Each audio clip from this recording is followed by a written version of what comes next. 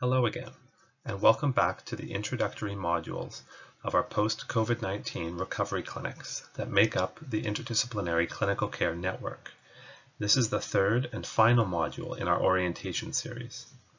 Our goal through these sessions is to introduce you to our network, what we've learned, and to start supporting you in your recovery.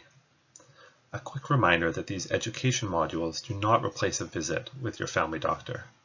If you are having concerns in your recovery following your illness with COVID-19, you should make an appointment with your family doctor.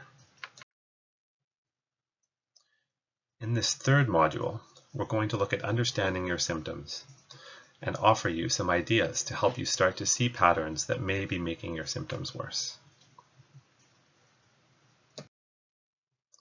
While some patients recover quickly, others take a very long time to recover from their COVID-19 illness, and everyone's experience of their illness is unique. There is a wide variety of different symptoms that affect people differently. For some people, it is non-stop fatigue that results in them not having the energy to do their regular activities. For some people, it looks a lot like their original COVID illness, with sore throat, runny nose, cough, shortness of breath, and they're even convinced they have COVID all over again. For other people, it's chest pain, headaches, joint or muscle aches, loss of sense of smell and taste, anxiety or depression. For others still, it seems to be a mixed bag of changing symptoms fluctuating over time. There are many possible reasons why your symptoms may not have totally recovered. We know that COVID-19 can cause heart problems, lung problems, brain and nerve problems, and impact many other organs. Your doctor will work with you to screen and perhaps test for complications of your COVID-19 illness that may require medical treatments to help you in your recovery. So as we mentioned, people seem to have their own unique picture of symptoms, but there are also some common patterns that we see in many patients. These symptoms are usually made worse by stress. The stress can be the result of going back to work, a long bike ride, or dealing with a problem in your family. But what is often most difficult for people to realize is that the effects are not seen immediately after the stress. In fact, the symptoms often get worse, called a flare, 24 to 48 hours later. This delay between the trigger and worsening of your symptoms can make it tricky to identify what is actually making your symptoms worse. The best thing you can do for yourself is to start identifying your triggers, or those activities and events that seem to push you into a symptom flare. We sometimes call these energy spenders, stressors, or triggers.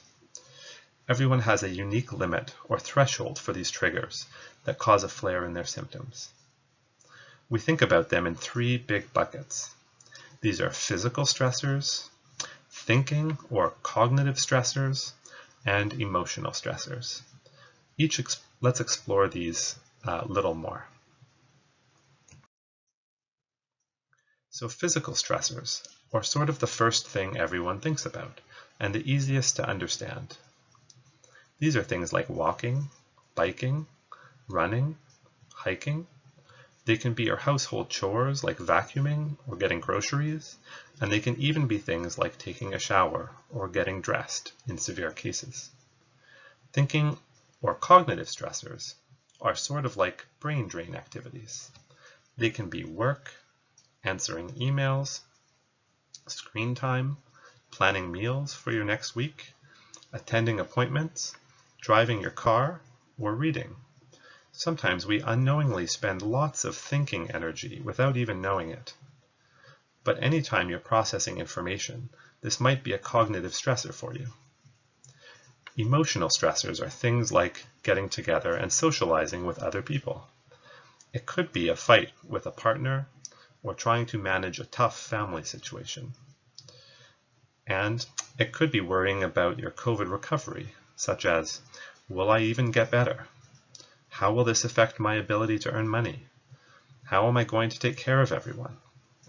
However, for some people, a little bit of stress can be positive, which is why it's sometimes tricky to see that stress may be worsening your symptoms.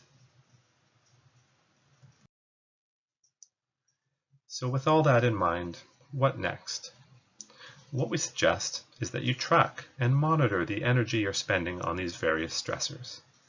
How much energy are you spending every day physically, cognitively, and emotionally? But then to also track your symptoms.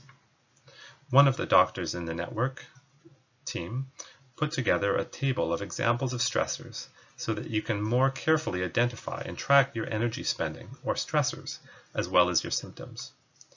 This can help you find out what caused your flares by saying, "Whoa, my symptoms are really bad today. What was I doing in the last 3 days that could have caused this?" So what should you do once you know your specific triggers? Well, for starters, reducing your triggers can result in fewer and less severe flares. Although we know that we can't completely remove all triggers, we can start by reducing them or spreading them out over the week, which can result in fewer and less severe flares. And with fewer flares, you can slowly start getting back to the things you enjoy. Remember not to push yourself too quickly. People generally start to feel better, and so they jump quickly back into all of their normal routines, only to get hit by a subsequent flare. We recommend that as you start to improve and increase your activity levels, that you carefully try to add or increase an activity. Then don't add or increase anything else for 2 to 3 days. This will allow enough time to see how your body responds to each new activity. Remember to go slow with adding activity back into your routine, and to pull back again if your symptoms flare.